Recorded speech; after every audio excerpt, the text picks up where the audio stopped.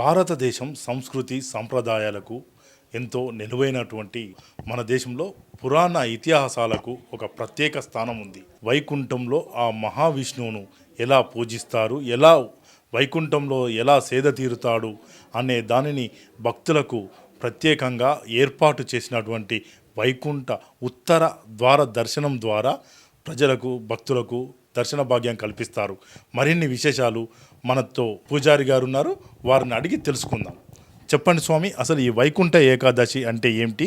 వైకుంఠ ఏకాదశి యొక్క ప్రత్యేకత ఏంటి? శ్రీలక్ష్మి వల్లభారంభాం వికనో మునిమధ్యమాం అస్మదాచార్యపర్యంతాం వందే గురు పరంపరాం ఆపదామపహర్తారం ధాతారం సర్వసంపదాం లోకాభిరామం శ్రీరామం భూయో భూయో నమామ్యహం. మనకున్నటువంటి 24 ఏకాదశుల్లో ముఖ్యంగా ప్రతి ఏకాదశికి దేనికది విశిష్టత ఉంటుంది. ముక్కోటి ఏకాదశి ఇది చాలా ఇష్టమైన ఏకాదశి. ఇది ధనుర్మాసంలో వచ్చే మొదటి ఏకాదశి అన్నమాట. అంటే ఉత్తరాయణ ప్రారంభం కాలం ముందు వస్తుంది. మనకు ఉత్తరాయణ దక్షిణాయనం ఉంటుంది.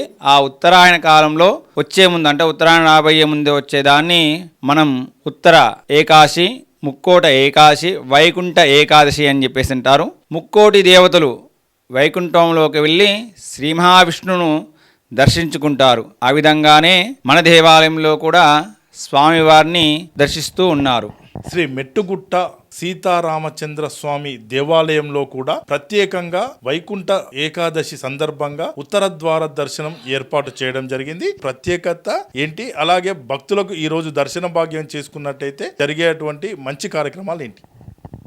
శ్రీరామ్ మెట్టుగుట్ట క్షేత్రము సీతారామచంద్ర స్వామి దేవాలయము హైదరాబాద్ హైవేకి ఆనుకొని కాజిపేటకు 2 కిలోమీటర్లు ఉన్నటువంటి ఈ క్షేత్రంలో ప్రతి సంవత్సరము మనము ముక్కోటి ఏకాదశి రోజున ఉత్తర ద్వార దర్శనం చేస్తూ ఉంటాము.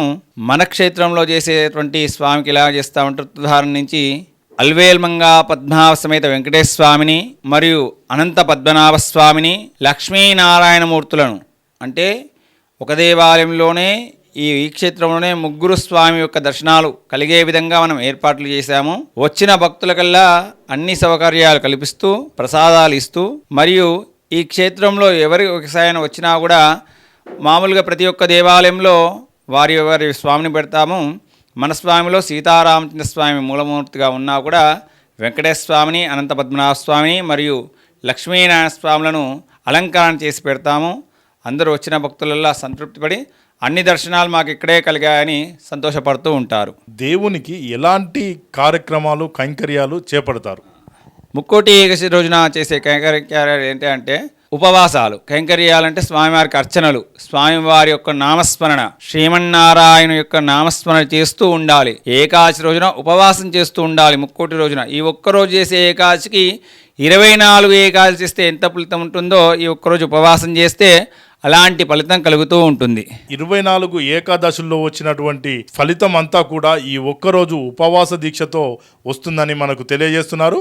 మెట్టుగుట్ట నుండి కెమెరా పర్సన్ సతీష్తో ప్రదీప్ రాజు, S6 న్యూస్.